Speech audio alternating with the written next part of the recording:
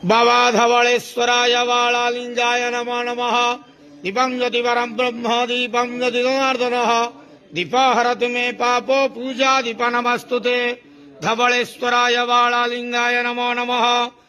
आज धर्मर मास कार्तिक मासर गर्भणा संक्रांति शुभ शुक्रवार एकादशी रे समस्त श्रद्धालु भक्त मानक आश्रीपाद करंतु मनस्कामना पूर्ण करंतु कर्म क्षेत्र उन्नति करंतु ग्रहरिष्ठ खंडन करंतु जगतर मंगल करंतु विश्वर कल्याण करंतु आपणकर नाम विख्यात करंतु सेवकर डाक श्रवण करंतु समस्त ग्वावसा भक्त मानकर मनस्कामना पूर्ण करंतु जो जो भक्त माने आपणक पाखरे मानसिक रखिछंती तांका मानसिक पूर्ण करंतु। बाबा धवलेश्वराय वालालिंगाय नमो नमः। संसार सुखी रखंतु आनंदे केवार हरि बोलो।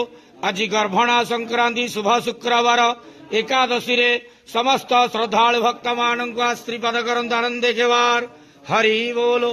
बाबा धवलेश्वराय वालालिंगाय नमो नमः।